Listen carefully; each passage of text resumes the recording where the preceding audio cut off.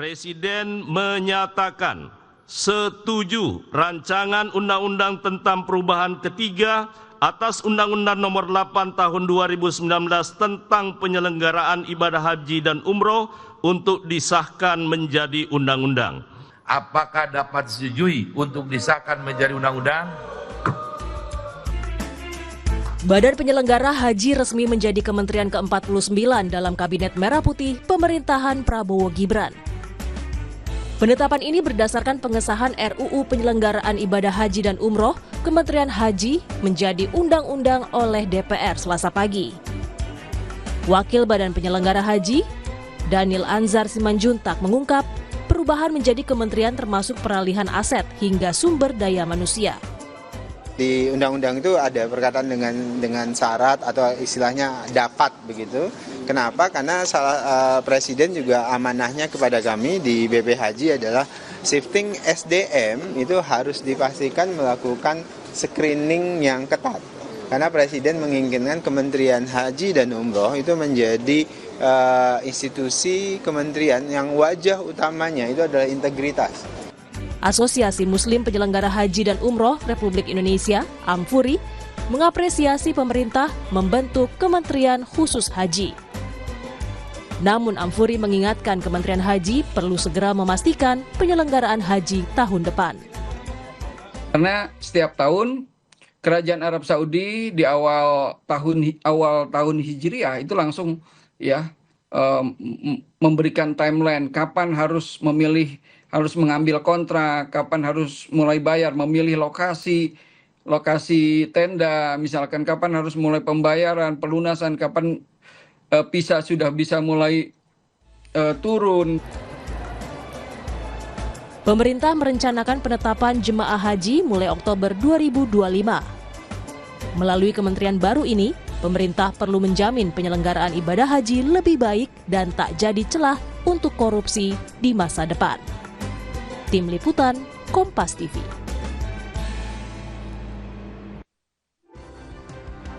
Kita bahas soal Badan Penyelenggara Haji yang menjadi Kementerian Haji bersama Wakil Ketua Badan Penyelenggara Haji, Daniel Anzar Simanjuntak, dan Ketua Komnas Haji, Mustoli Siraj. Selamat malam, Pak. Selamat malam, Rizka. Apa kabar? Dan juga Bang Daniel, apa kabar? Assalamualaikum, belum keluar nih suaranya, boleh di-unmute dulu, Bang Daniel. Selamat malam, Assalamualaikum Mbak Priska, Mas Mustoli. Waalaikumsalam warahmatullahi wabarakatuh, Bang Daniel. Jadi soal perubahan dari BP Haji ke Kementerian Haji itu detailnya seperti apa dan form realnya seperti apa dalam waktu dekat ini, Bang Daniel?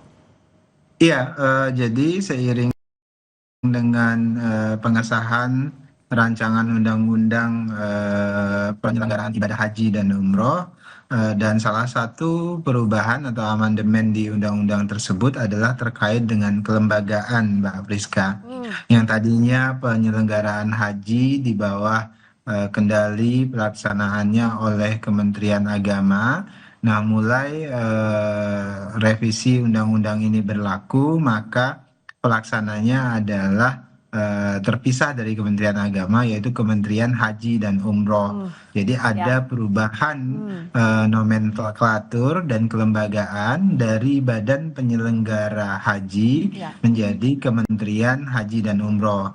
Nah, tentu proses formalnya nanti akan dilakukan setelah keluar Perpres dari Presiden Prabowo Subianto.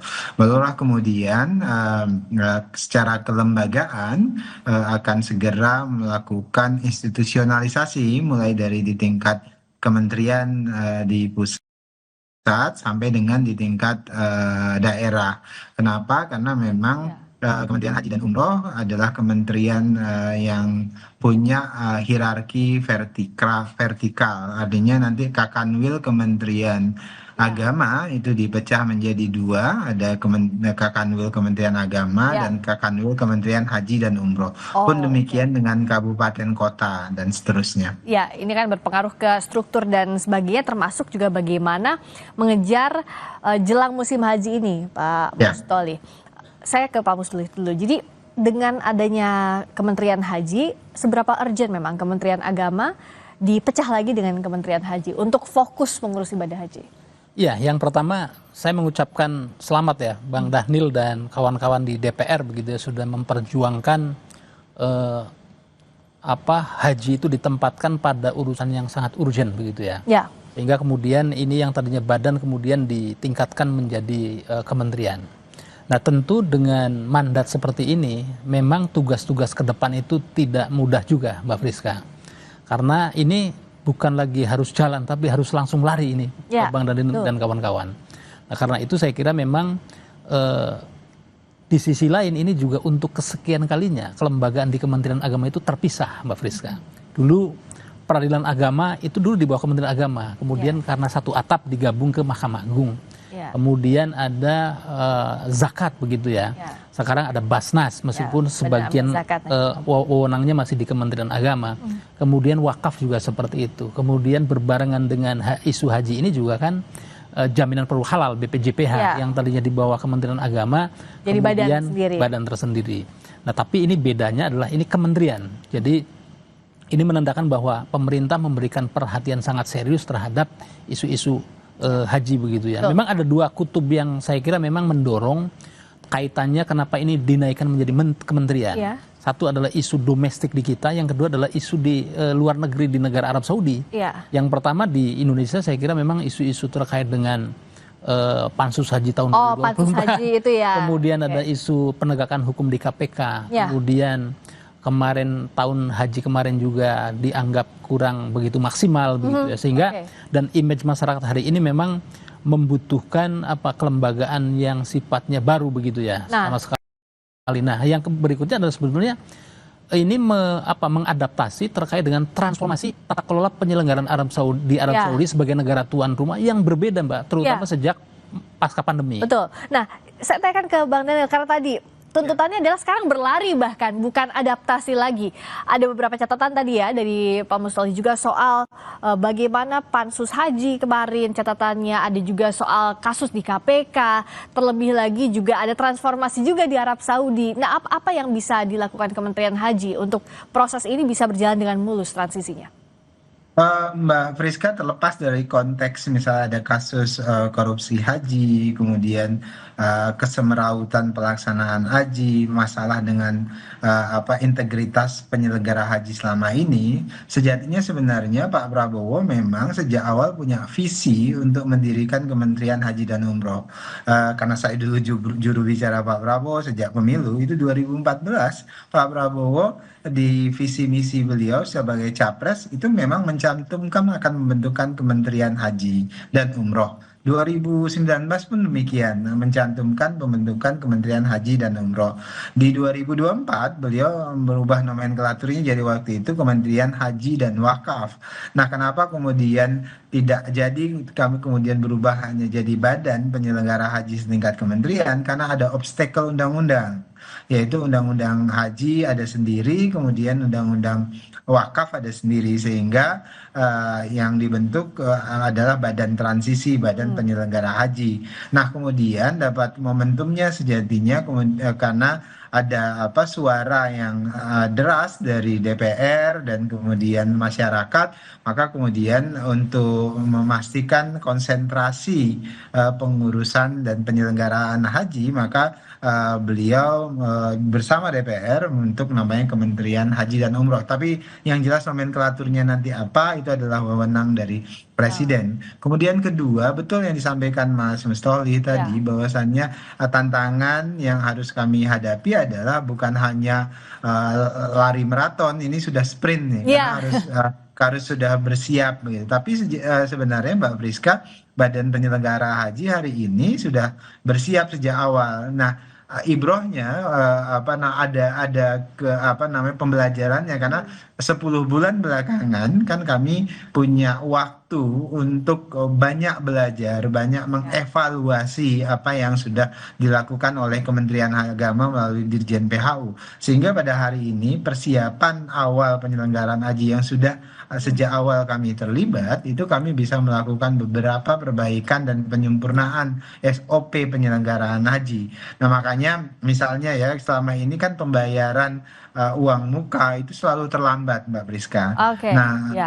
tapi tahun ini kami sudah melakukan akselerasi. Minggu lalu pembayaran uang muka sudah kita sepakati bisa dibayar atas kesepakatan dengan DPR. Akhirnya sudah bisa kita bayar. Minggu yang lalu kita sudah bayar lebih dari sekitar 2,6 triliun sebagai uang muka pembayaran semua kebutuhan haji nanti, terutama yang ada di Masair.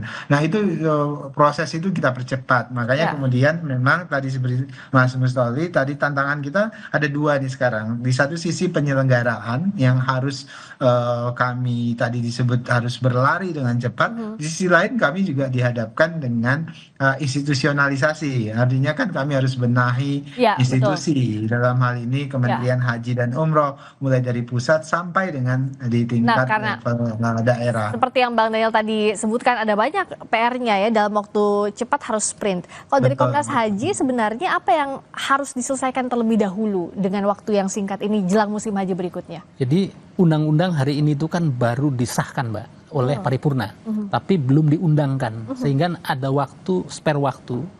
Apakah nanti Pak Prabowo bisa cepat menandatangani undang-undang ini, atau kemudian bulat nanti nunggu 30 hari, kalau tidak ditangani pun langsung berlaku. Tapi itu kan ada spare waktu yang cukup panjang ya.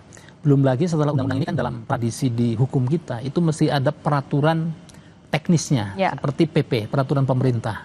Peraturan pemerintah pun nanti belum selesai, nanti perlu perpres, gitu ya. Dan perpres nanti juga ada kepres. Nah, ini kan sudah ada payung hukumnya, tapi butuh perangkat-perangkat teknisnya dan butuh siapa komandannya.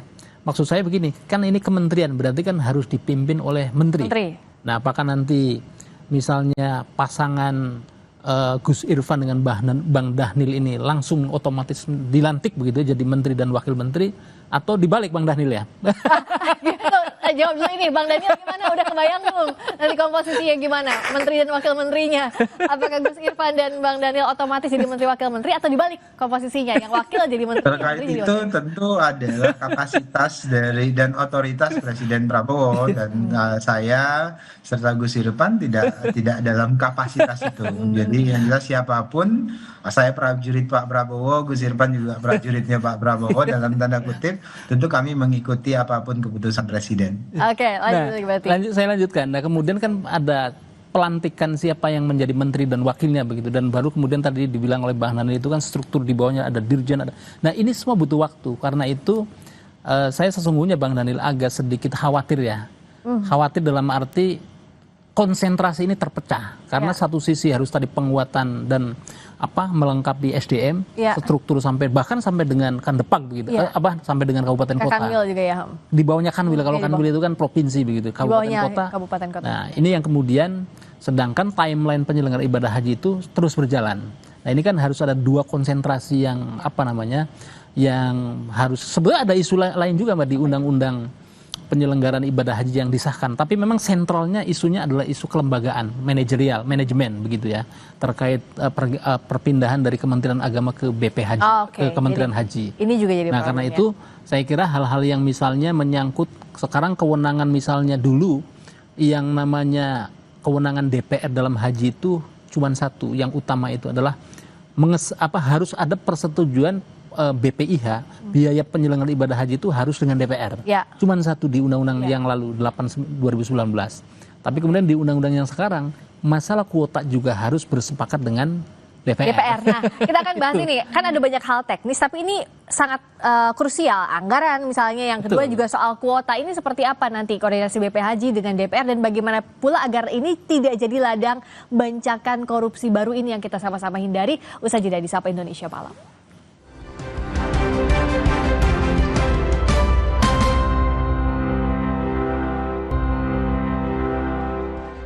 Masih di Sapa Indonesia Malam bersama saya Friska Clarissa. Indonesia Corruption Watch atau ICW menilai perlunya pengawasan yang kuat terhadap Kementerian Haji yang sedang digodok pemerintah. Pengawasan diperlukan untuk memastikan praktik penyelewengan penyelenggaraan haji tidak kembali terjadi di masa yang akan datang. Koordinator Divisi Korupsi Politik Indonesia Corruption Watch, Egy Primayoga, menyatakan pembentukan kementerian yang baru akan mengalokasikan anggaran besar yang berpotensi dikorupsi. Praktik bagi-bagi kursi kemungkinan besar juga terjadi dalam pembentukan kementerian ini. Egy juga menilai pembentukan Kementerian Haji tidak melibatkan masyarakat dan cenderung terburu-buru. Pertama, ada beban anggaran yang bertambah, dan kedua, ada anggaran besar yang akan dialokasikan. Nah, di sini yang perlu kita ingat adalah anggaran besar akan selalu rawan dikorupsi, gitu ya.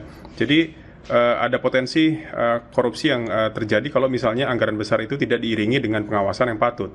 Nah, ketiga, maka akan ada posisi menteri yang lowong, termasuk jajaran pejabat lain di bawahnya, sehingga di sini potensi bagi-bagi kursi dalam Kementerian Haji ini terbuka lebar.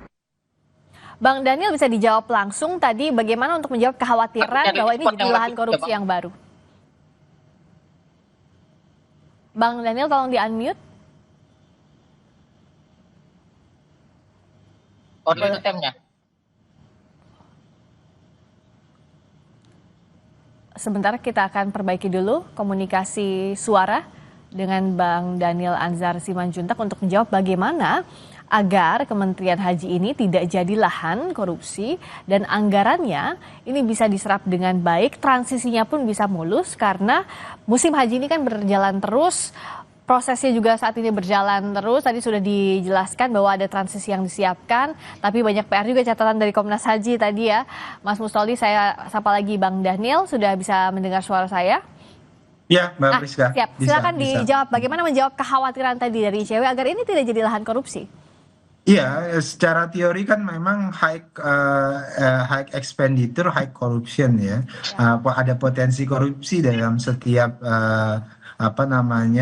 belanja yang besar.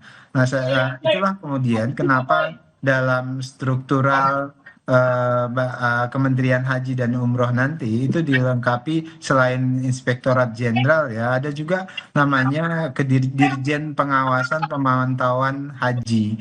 Nah, ini adalah salah satu novelties atau hal kebaruan lah untuk menunjukkan bahwasannya ada pengawasan yang melekat. Bahkan di teman-teman yang saya ajak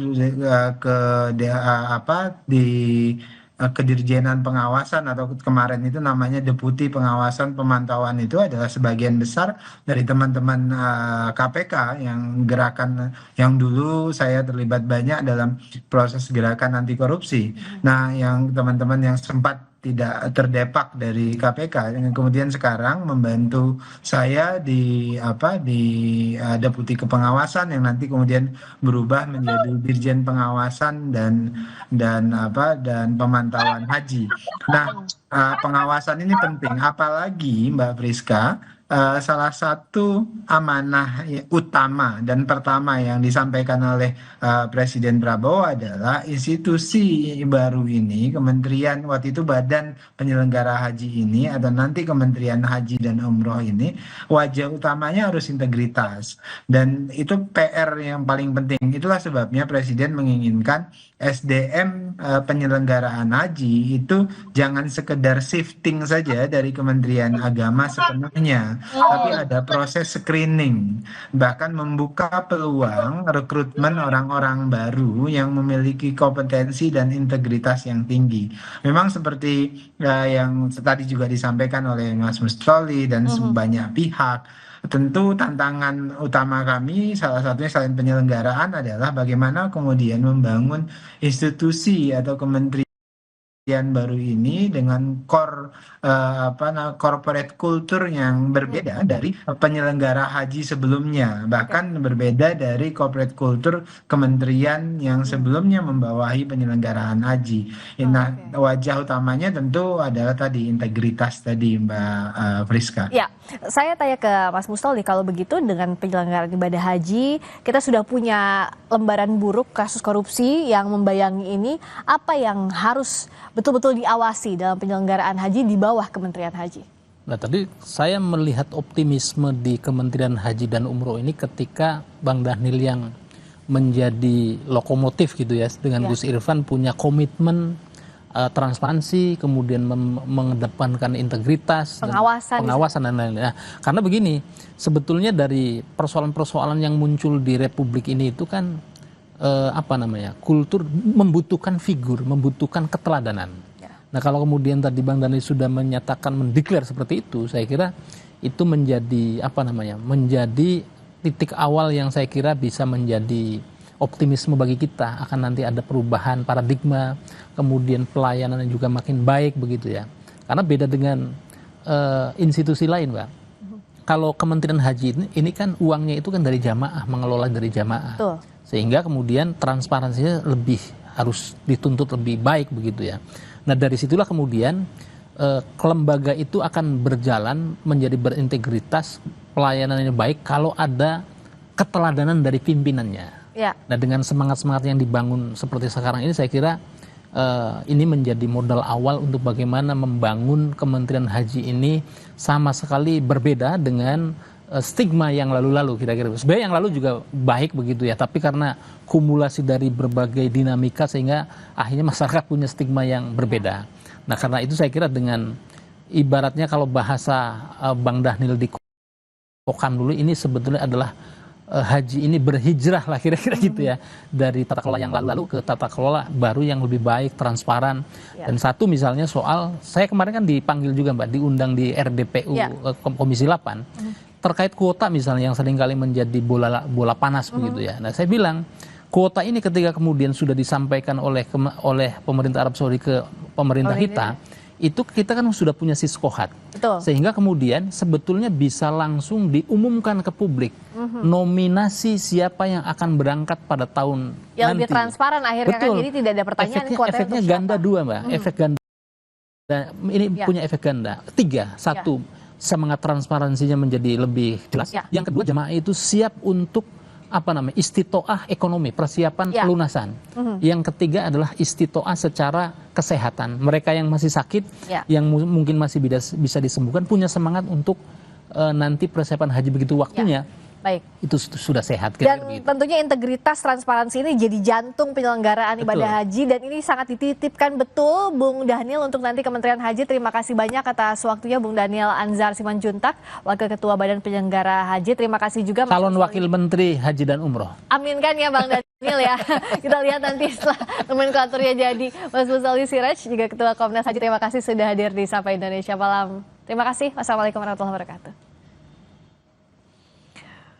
Berikutnya saudara, kami kembali dengan sorotan lain. Tunjangan DPR masih menuai tanya publik. Bagaimana DPR menjawabnya? Informasinya usai jeda di Sapa Indonesia Malam bersama rekan saya Radhi Saputro.